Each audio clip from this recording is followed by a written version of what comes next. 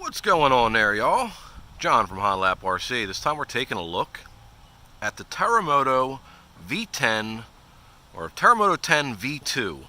This is the version 2 with the crazy steering linkage that everybody hates. Everybody hates this truck for some reason. And we're going to go over it. We're going to drive it around. We're going to do this one. This one is unfixed. This one is exactly stock the way it came. Now over there I have the other one I've purchased, and I have done the steering fix on that one, and we're going to drive them both around the track and just get a feel for how they both respond, without fix, with fix, and then I'm going to take them back, and at least the red one, I'm going to put a higher strength steering servo into it, and we're going to see if that helps. So let's just drive this one around. I'll talk as I usually do as I drive. I'm sure I'll forget shit and all that, but you know, we're just having fun. So this is all stock except for the LED lights.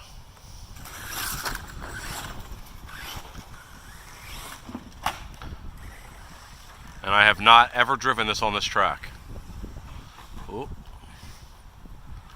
So I'm just trying to get a feel for it, because I know from driving this around the parking lots that it doesn't do that well.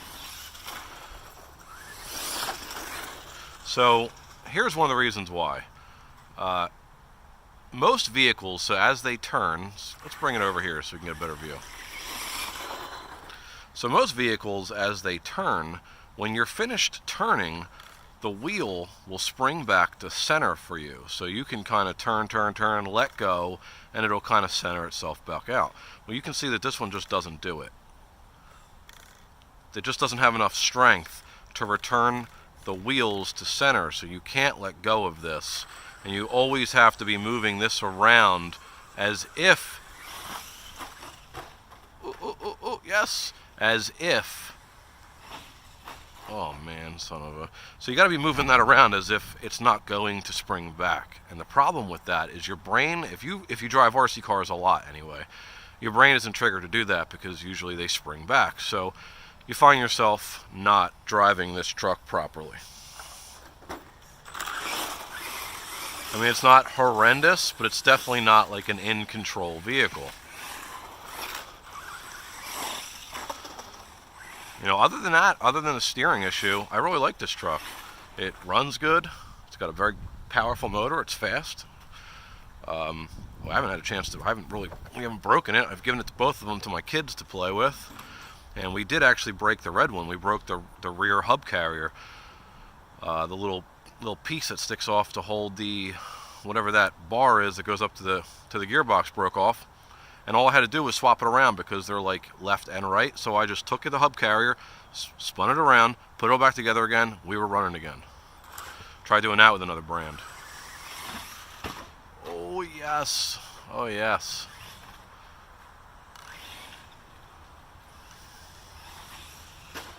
Oh.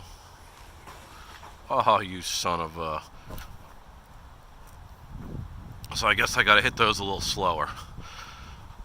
So yeah, I'm definitely having problems driving it. I'll try to kick ass with it and see if we can't actually get something going here. This thing doesn't seem to want to jump properly. Like, that's not too horrible, I guess. There we go. Oh, it's definitely like top heavy. And I guess it's that design where, you know, it's kind of like that straight, long chassis. See, it's actually really easy to work on with that design. It's like, take this thing apart and put it back together again very quickly. Let's get to the stoop over here.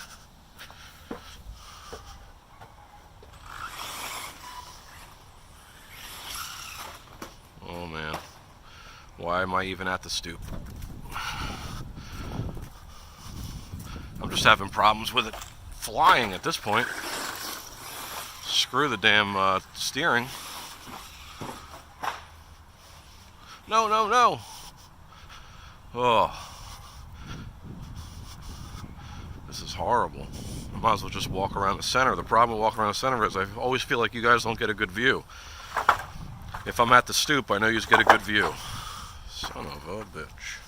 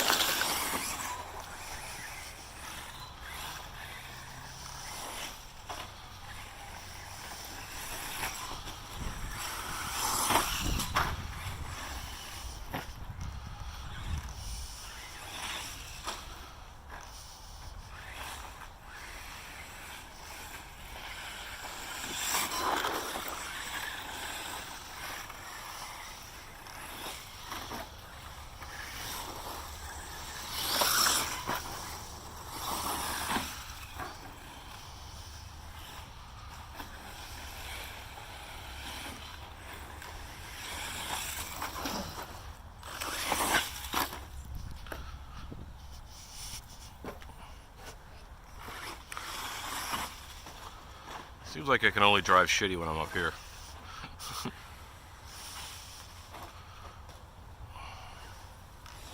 That wasn't fair. I landed that jump. What the hell happened there?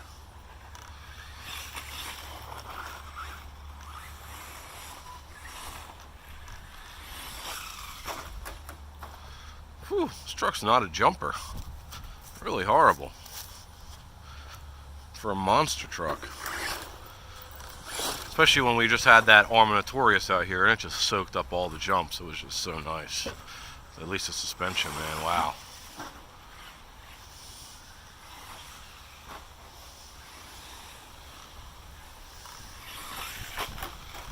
It just like falls flat on its face every time.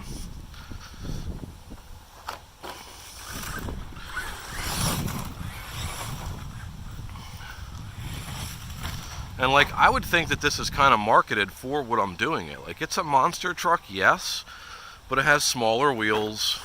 It's kind of got a very low center of gravity type style look design to it. You'd think that it would be sort of like a track monster truck, but as you can see, it's not exactly perfect. Oh. So far, I'm thinking this is more of like an open space truck with a couple small jumps or whatever.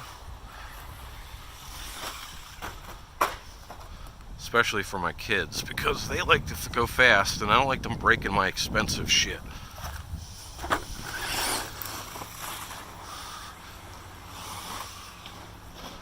Handles that jump really nice.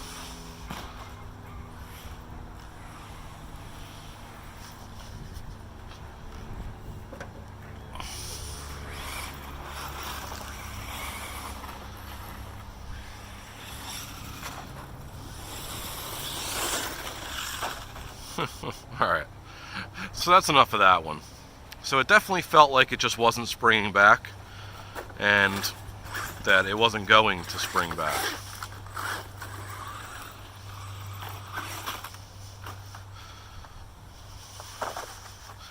I think it does do wheelies on demand.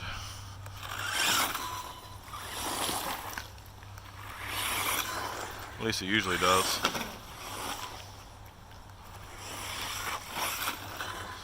So anyway, it does do wheelies, but there's no wheelie bar on it, so you really can't enjoy that a whole lot.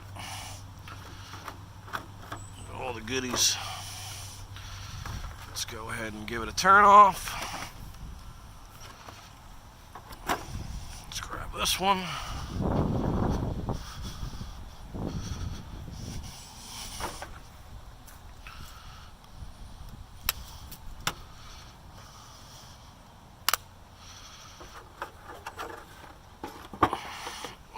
Falling off the table. Alright, now again, this one does have the fix on it. This one does have the fix. It still needs a little love, but I fixed it so that way they do actually work. But you see the steering servo really still doesn't have enough power to spring back the wheels. And everybody keeps saying, oh, this truck's so horrible, the steering is so horrible. I'm not advocating that the steering works properly, okay? It is a bad design in my opinion, but it's not as horrible as everyone makes it out to be. The problem is the steering servo is the same servo they put in the other cheap trucks, It just doesn't have enough balls to turn those tires back. I mean, you think about it. Add 1,000 pounds to your car and don't change the motor. Why is it more sluggish? Well, you increased friction. It's pretty obvious. With that crazy, stupid steering design, you've added a lot of friction to the system. So, bigger servo should actually should help it. So I'm going to put a cheap, more kilogram servo in it. We're going to see if that changes it. But for right now, we're just going to go stock servos. One's fixed, has the update, one doesn't. Here we go.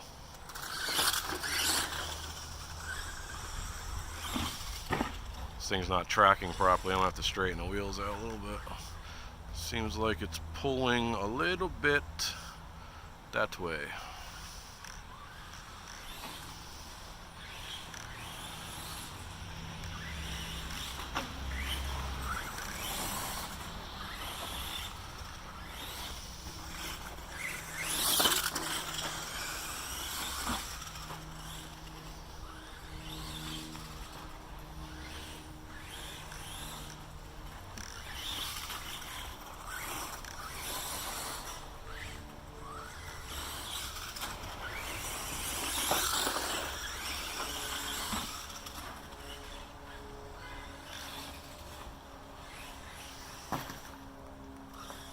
Do I have all my steering?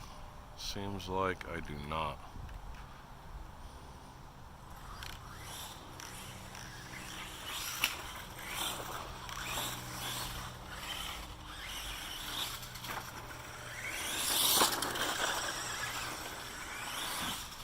Anyway, this one feels better than the other one does. Definitely feels more controllable. It feels like the wheels are a little bit more in sync. So I would have to say that that little fix that I did with the bar going across the bottom here, it's upside down, we can look at it really well. This piece goes, that's it, just connects the two pieces here. And all this piece is, if you're curious, you don't have to buy some crazy set or try to figure it out, it's this one. It's literally this one, goes right there. Not complicated. And you also don't have to be a dick putting a kit together for $15 to sell to somebody that doesn't know what they're doing, as I've seen on other places. Why don't you just be honest? Why don't you just tell them, hey, this is the part you need.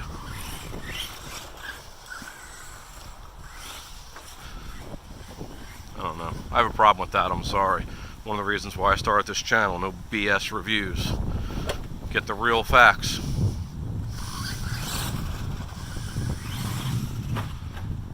That was coming. Well, at least we got lucky.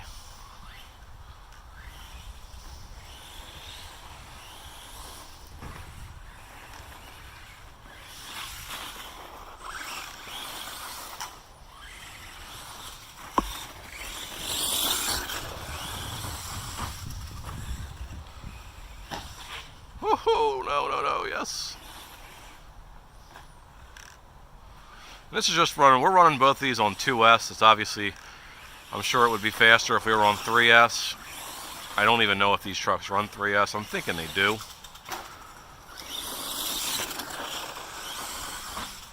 Oh man. I'm not really sure what you need the 3S for unless you're really trying to break it.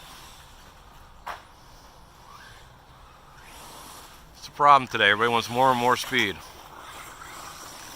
And speed's cool, we just gotta realize that when, you know, just like the heavier trucks, the 5th scale trucks and all that, when they flip over like this, everything under the freaking body post breaks because there's too much weight. So the same concept of a vehicle that's moving too fast, when you finally do flip it or finally do smack it into something, more inertia, more mass, more, you know, you're going to end up with more damage. And then you want to complain, oh, the truck is a piece of crap, it doesn't work right, and this is garbage. Well, you did put it into a curb at 62 mile an hour. I mean, what would you expect was going to happen out of that scenario?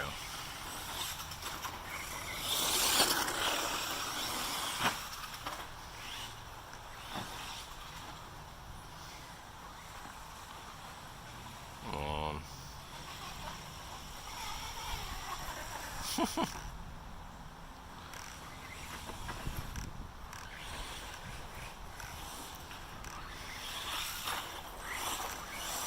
Ugh.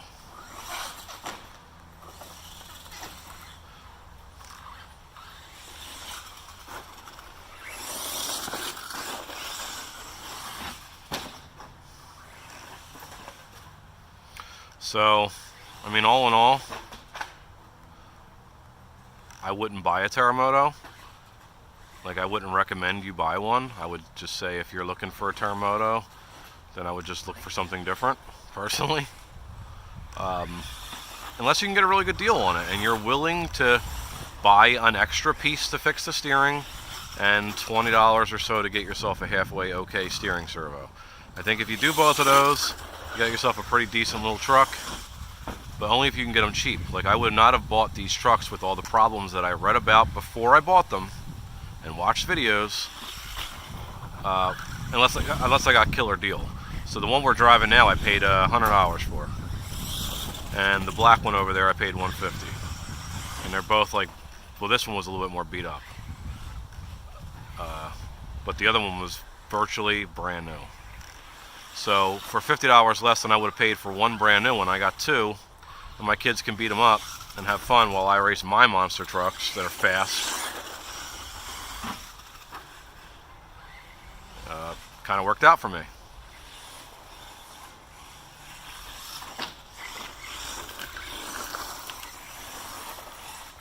I'm actually kind of curious now about that servo, because this one actually is a lot better than the other one is. This one does have some spring back, and it's probably due to that bar being put across there. Let's just get a real quick look one last time at that. For y'all that are just curious, we'll take a look at this one, and we'll take a look at this one. And you can clearly see here, see this bar that goes across? No bar here. So these pieces are free to do this. See that? Look at all that play in there, and nothing's moving. It's way too much play, okay? All that play, no play. Well, minimal play, I will say. So less is always going to be better, right? So, again, do what we can do. Maybe do another lap or so, and we're going to call this the end of the video. The whole point was to just see if, in fact, that was a better option. And can it actually bring the Terremoto to a position that's drivable and enjoyable? And I think the answer to that is definitely yes. Especially with a new servo. Or if you get it stuck like I just did. Well, she's stuck.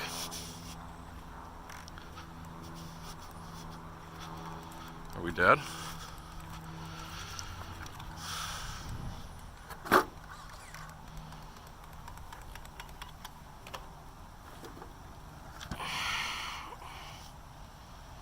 Could be dead. It's possible.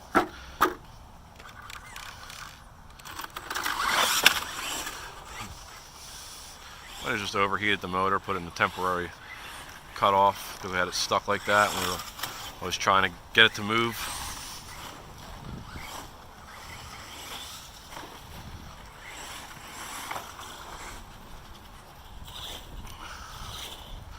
People can say what they want about Venom batteries, but these two cheap ass gray $25 Venom batteries that are 4,000 mod that I've had for like 5 years still work as good as the day I bought them.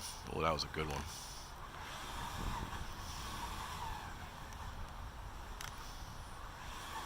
Got this, baby. Oh, you son of a bitch. Alright, I think that's it, guys. Well, I appreciate you tuning in. I appreciate you watching. If you're considering a Terremoto, I'd look elsewhere personally. But again, you get a great freaking deal. You're ready to put a servo in it. Then I think it's an okay truck. Like I said, the design is cool. I mean, if you just look at it, everything's in a straight line, and it is super easy to freaking take apart and put back together, which is kind of rare. Another thing I really like about these trucks are they sell the transmissions, center, front, and rear, completely assembled for you right from the door. So if you don't feel like opening up a gearbox, you don't have to. You just pay $20-some, you get the whole gearbox, just replace it as one big unit, and you're good to go. And then if you choose to, you can rebuild the old one, so you can always go back and forth. So that's another thing I love about these Redcat trucks. So hit that bell for notifications, and I will see you in the next video. All right, thanks a lot for watching. Peace out.